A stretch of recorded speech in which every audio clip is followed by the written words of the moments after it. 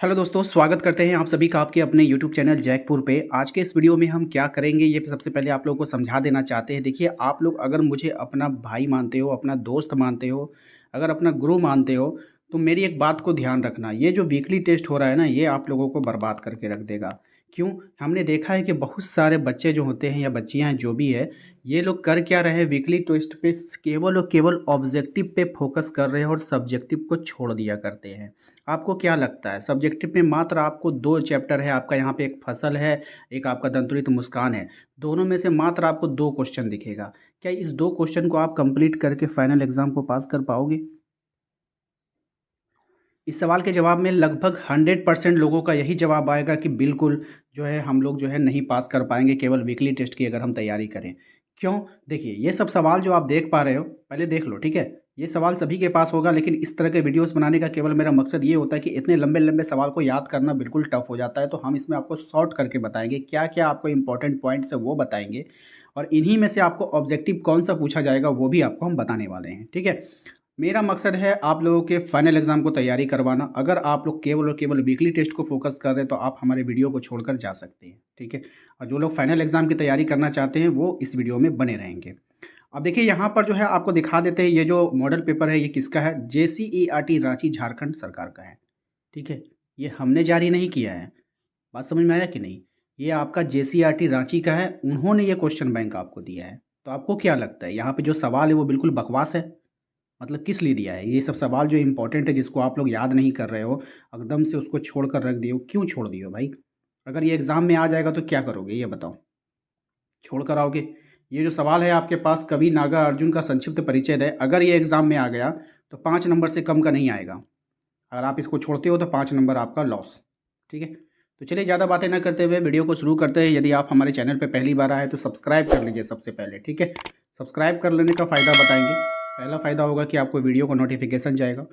दूसरा फ़ायदा ये होगा कि शाम को जो लाइव क्लास लेते हैं जहाँ पे आप लोगों को याद करवाया जाता है, तो वहाँ पर भी आपका नोटिफिकेशन आपको मोबाइल पे जाएगा। आपको व्हाट्सअप नंबर दिख रहा होगा जिस पे आप जो है संपर्क करके अपने ग्रुप को ज्वाइन कर सकते हो, या नहीं तो लिंक आपको डिस्क्रिप्शन में डाल देंगे, वहाँ से भी ज्वाइन कर लीजिएगा।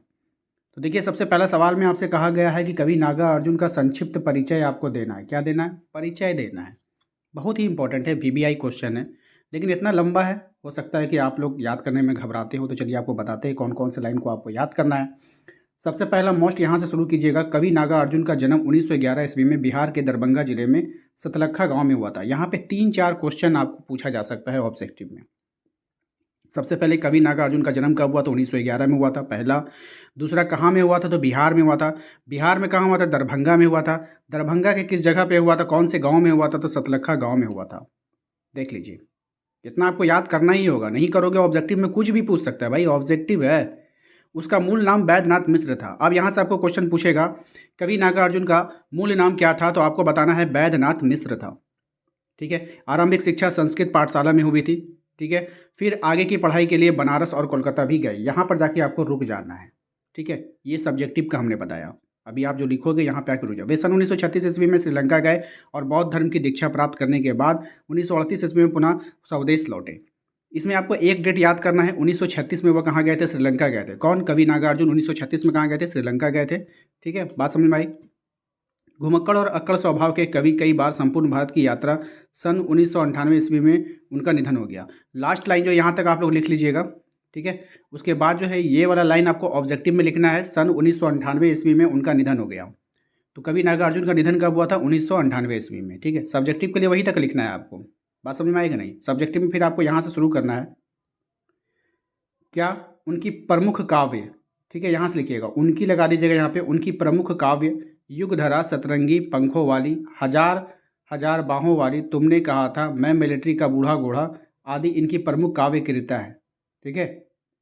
या फिर यहाँ से लिखो, इनकी हटा देना, यहाँ से डायरेक्ट यहीं से स्टार्ट करो, ठीक है? युगधारा यहाँ से शुरू कीजिए और यहाँ पे ख़त्म कीजिए। ये सब्जेक्टिव का हमने बताया आपको, ठीक है? याद रखिएगा। अब आगे पढ़ते हैं, यहाँ पे पहले रुक जाइएगा आप। इसके बाद उन्होंने उपन्यास और अन्य गद्य विधाओं में भी रचनाएं की। इनकी संपूर्ण रचनाएं नागार्जुन रचनावली के 7 खंडों में प्रकाशित हुई है। नागार्जुन रचनावली के 7 खंडों में प्रकाशित हुआ। अब आपको नागार्जुन रचनावली जो है कितने खंडों में प्रकाशित हुआ है? तो 7 खंडों में। ये ऑब्जेक्टिव के लिए इंपॉर्टेंट है।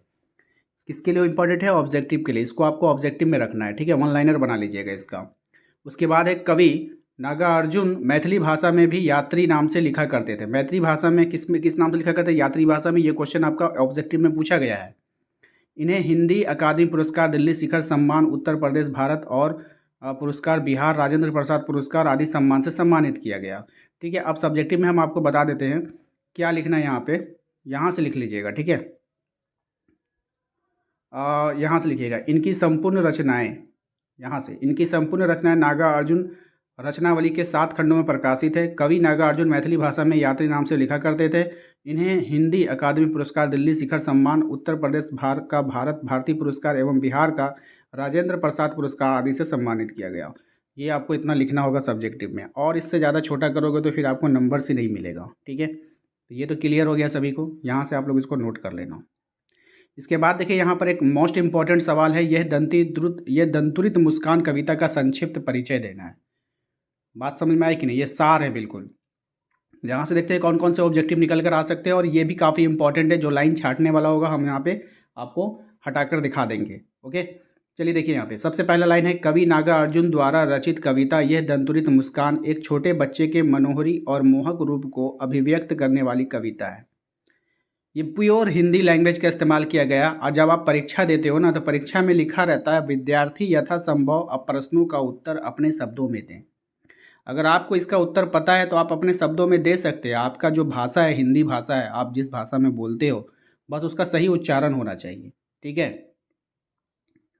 अब यहाँ पे देखो पढ़ना है अगर आपको तो पढ़ना ही लिखना होगा, पतना मत लिख दीजिएगा। ठीक है, बस में अगर पढ़ना आप ऐसे लिखते हो, ये पढ़ना हुआ तो ये स्पेलिंग आपका सही होना चाहिए। लिख कैसे रहे ये मायने नहीं रखता है। अब पढ़ना को आप पतना लिख दोगे तो ये तो गलत हो जाएगा ना। हाँ, यही कहने का मतलब कि विद्यार्थी अपना शब्दों में देने का मतलब क्या, आपका जो लैंग्वेज है आप उसमें दीजिए ना, लेकिन आपका जो वर्ड है वो तो सही होना चाहिए ना। चलिए देखते हैं इसके आंसर को। कवि नागार्जुन द्वारा रचित कविता ये दंतुरित मुस्कान एक छोटे बच्चे के मनोहरी और मोहक रूप को अभिव्यक्त करने वाली कविता है। कवि ने छोटे बच्चों के आकर्षक सौंदर्य का प्रकट विभिन्न बिंबों के माध्यम से किया। कवि का मानना है कि छोटे बच्चों का होना जीवन का एक नया अर्थ देता है। आप देखिए हम आपको बताते हैं। ठीक है, यहाँ पे आपको करिए क्या, अगर आपको थोड़ा सा भी टफ लग रहा है, 1 मिनट, आप डायरेक्ट यहाँ से लिखो। ठीक है, यहाँ से लिखो कवि नागा अर्जुन। ठीक है, यहाँ पे जो कवि वर्ड आप दिखाई दे रहा है ये ऊपर का सारा लाइन छोड़ देना। ठीक है ना, यहाँ पे लिखना आपको कवि नागा अर्जुन ने छोटे बच्चों के आकर्षक सौंदर्य का प्रकटन विभिन्न बिंबों के माध्यम से किया है। कवि का मानना है कि छोटे बच्चे का होना जीवन को एक नया अर्थ देता है। जब बच्चा हंसता है, खेलता है और स्वाभाविक छवि दिखाता है तो जीवन की सभी हताशा, निराशा और कठिनाइयाँ दूर हो जाती है। जीवन में उमंग और ललक बढ़ जाती है। लगता है जैसे जीवन में, यहीं से लिखना है आप लोग को, याद रखिएगा, लगता है कि जीवन में फूल खिल गए हैं। क्या खिल गए हैं? फूल खिल गए हैं। और कवि को इस बात का एहसास है कि उनके जीवन में बच्चे का होना उनकी माँ के कारण संभव हो पाया है। ठीक है, बच्चे भगवान की देन है ऐसा माना जाता है, इसलिए वो अपने साथ साथ अपनी पत्नी अर्थात बच्चे की माँ का भी धन्यवाद करते हैं।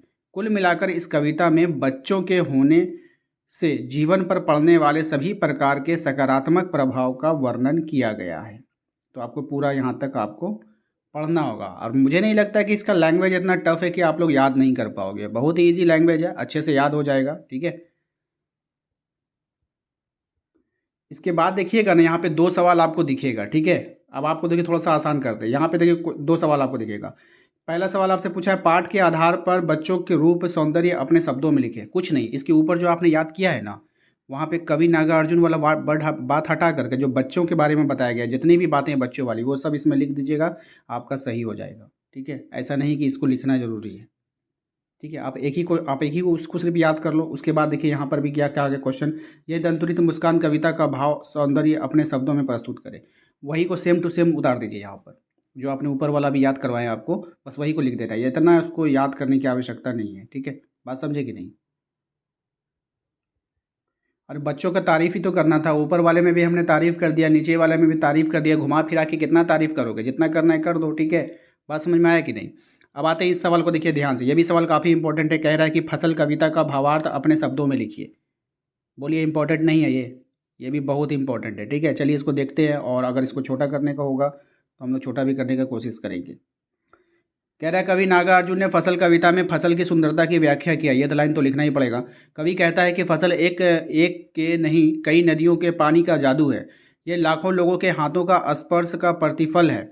इसके उपज में कई प्रकार की मिट्टियों का योगदान रहता है। इसमें विभिन्न प्रकार की मिट्टियों का गुणधर्म रहता है। इसके फलने फूलने में कई लोगों का योगदान रहता है, साथ ही साथ विभिन्न प्राकृतिक तत्वों का योगदान रहता है। ठीक है, इस प्रकार फसल कोटि कोटि लोगों के योगदान एवं विभिन्न प्राकृतिक तत्वों के सहयोग का प्रतिफल है। यह मिट्टी पानी सूर्य की किरणों का प्रतिफल है, हवा की थिरकने का सिमटता हुआ संकोच है। भाई कोई भी लाइन यहाँ से हटाने लायक नहीं है, सभी लाइनों को आपको अच्छे से याद करना ही होगा। ठीक है, तो इसको आप लोग देख लेना। अगला सवाल देखिए क्या है, फसल एकात्मक श्रम का प्रतिफल नहीं है कैसे। ठीक है, मतलब समझे, एकात्मक एकात्मक का मतलब हो गया, मतलब क्वेश्चन को आप पहले समझो। बात समझ में आएगी ना, क्वेश्चन को आप पहले समझो। क्वेश्चन को अगर आप समझ लोगे ना तो इसका आंसर आप अपने से बना दोगे। कह रहा है कि फसल एकात्मक श्रम, श्रम का मतलब होता है मेहनत। फसल जो है एक अकेला आदमी के मेहनत का फल प्रतिफल नहीं है कैसे, तो भाई अकेला का होगा, बताओ। इसी बात को आपको समझाते हैं, उसके बाद हम आपको बताएंगे कि आप कैसे आंसर लिखोगे। देखो यहाँ पे कह रहा है कि फसल एकात्मक श्रम का प्रतिफल नहीं है, इसे उपजाने में कई लोगों का साथ रहता है। फसल जिस रूप में हमारे पास पहुंचता है उसके पीछे कई लोगों लगे रहते हैं। एक प्रकार की फसल कई प्रकार की मिट्टियों से पैदा की जाती है। इसे सींचने के लिए नदियों के जल का योगदान रहता है। हवा और सूर्य की किरणों के बगैर फसल ना तो फूल सकता है और ना ही फल दे सकता है। अभी आप रुको, ठीक है, घबराओ मत, हम आपको बताएंगे करना क्या है। फसल को उगाने में कई प्रक्रियाओं से गुजरना पड़ता है। इन विभिन्न प्रक्रियाओं में विभिन्न लोगों के श्रम योगदान रहता है, अतः ये कहा जा सकता है कि फसल एकात्मक श्रम का प्रतिफल नहीं है। आप देखिए कुछ नहीं करना है आपको। ठीक है, अब आपको लिखना क्या है, आपको लिखना है, सिंपल है कि फसल एकात्मक श्रम का प्रतिफल नहीं है। इसे उगाने में कई लोगों का योगदान होता है, कई चीज़ों का योगदान होता है। ठीक है, ये 2 लाइन आपको लिखना है, हो गया। कई लोगों और कई चीज़ों का योगदान होता है। लोगों में जैसे कि आप लिख सकते हैं किसानों, मजदूरों, ठीक है, इन लोगों का योगदान होता है। और चीज़ों के बदले में आप लिख सकते हैं कि इसमें कई नदियों का जल इसमें मिलता है, कई मिट्टियों से मिलकर ये फसलें उगाई जाती है, एक मिट्टी से नहीं होती है। हवा, सूर्य, पानी, ये सब का इसमें योगदान बहुत ज़्यादा होता है। ये सब सेंटेंसें हैं। सोचिए ना, फसल उगाने में क्या क्या यूज़ किया जाता है, इसको आप लिखो। बात समझ में आई ना, लेख लिखते हो ना, गाय पे लेख, घोड़ा पे लेख, कौवा पे लेख, चींटी पे लेख। आपको बस हमने एक टॉपिक दिया है, ठीक है। आपका टॉपिक क्या है कि फसल एकात्मक श्रम का प्रतिफल नहीं है। फसल को जो कोई अकेला अपने मेहनत से नहीं उगा सकता है। क्यों? आपको दिमाग में पहला सवाल आना चाहिए कि बिल्कुल फसल एकात्मक श्रम का प्रतिफल नहीं है। ये लाइन तो आपको पहला वाला लिख देना है तुरंत। क्यों? क्योंकि इसे उपजाने के लिए कई लोगों का साथ रहता है। यहाँ तक जो है आपको ये लाइन को हूबहू उतारिएगा, ठीक है, यहाँ से लेकर के यहाँ तक। इसके बाद आप अपनी भाषा में जो भी बात आपको समझ में आता है कि फसल को उगाने में किसका योगदान है, किसका क्या कितना योगदान है, उसको बना बना करके 5, 6, 7 लाइन, 8 लाइन आप वहाँ पे लिख सकते हो।